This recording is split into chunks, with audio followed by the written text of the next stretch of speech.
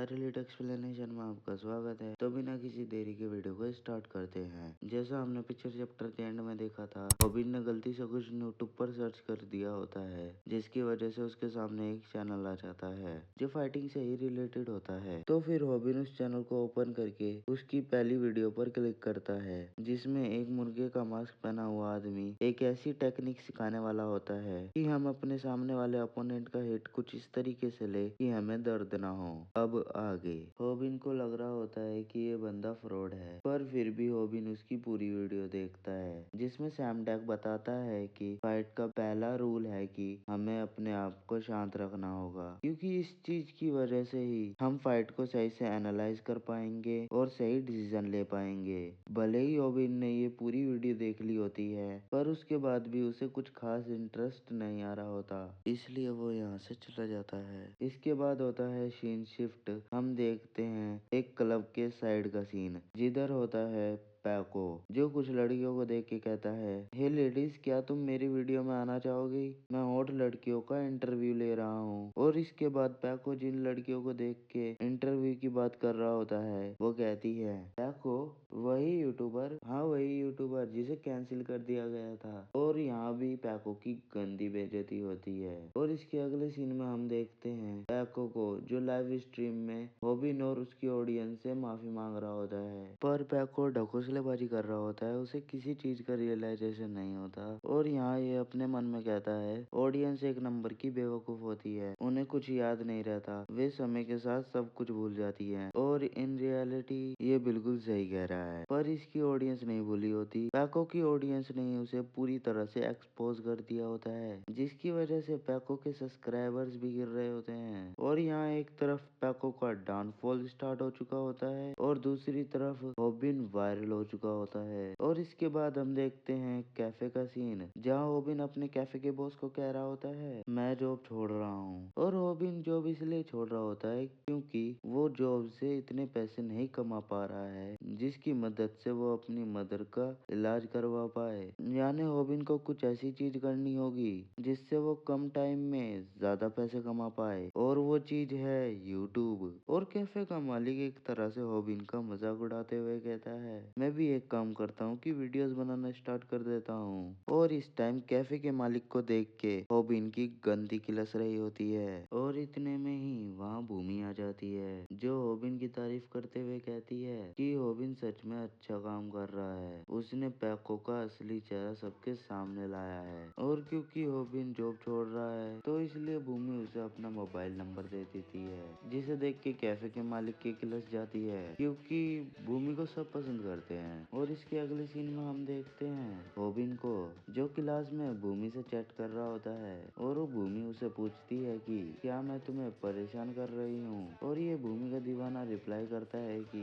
मैं परेशान होना चाहता हूँ। पर इतने में स्नैपर वहाँ आ जाता है और रॉबिन को कहता है कि क्या तूने कुछ फाइट वगैरह करनी सीखी या नहीं, क्योंकि तू सिर्फ 1 मिनट तक ही मार खा पाता है, और हमें वीडियो चाहिए 3 मिनट तक की, ताकि हम ऐड से ज्यादा पैसे कमा पाए। और इस चीज का रॉबिन के पास कोई जवाब नहीं होता। और इतने में ही क्लास में एंट्री मारता है पैको, जो काफी गुस्से में होता है और बस रॉबिन का सुअर बनाने वाला होता है, क्योंकि रॉबिन ने एक तरह से उसका यूट्यूब का करियर बर्बाद कर दिया होता है। पर तभी रॉबिन को उस वीडियो वाले बंदे की बात याद आती है, जो कहता है कि तुम्हें शांत रहना है, क्योंकि अगर तुम्हारी फाइट किसी बंदे से दूसरी बार हो रही है तो उस बंदे को हराना सबसे ज्यादा आसान होता है। और रॉबिन बस जैसे तैसे शांत होने की कोशिश कर रहा होता है, और जैसे ही पैको रॉबिन के मुक्का मारने की कोशिश कर रहा होता है, वैसे ही रॉबिन उसके मुक्के को डॉज कर लेता है, जिसकी वजह से पैको को और ज्यादा गुस्सा आ जाता है। और रॉबिन को याद आता है कि उसने वीडियो में क्या देखा था। उसमें बताया गया था कि जब सामने वाला गुस्से में होता है तो ये चीज हमारे लिए सही हो जाती है, क्योंकि सामने वाला उस टाइम तक सही तरीके से सोच नहीं पा रहा होता, और उसे हराना काफी आसान हो जाता है। और साथ में ये भी सीखा था कि पेनलेसली फाइट कैसे करे, और रॉबिन इन्हीं रूल्स को फॉलो करने की कोशिश कर रहा होता है। और फिर पैको जैसे ही रॉबिन के दोबारा से मुक्का मारने की कोशिश कर रहा होता है, वैसे ही वो रुक जाता है, क्योंकि पैको देखता है स्नैपर को, जो वीडियो बना रहा होता है। और क्योंकि क्योंकि पैको अपने आप को दोबारा से बर्बाद नहीं करना चाह रहा होता, तो इसलिए वो यहाँ से चुपचाप चला जाता है। और इसके बाद हम देखते हैं रॉबिन को, जो स्नैपर का कहीं पे इंतजार कर रहा होता है ताकि ये दोनों प्लानिंग कर सके अपने नए वीडियो की। और जब तक स्नैपर नहीं आ रहा होता है तब तक रॉबिन बात करने लगता है भूमि से चैट पे।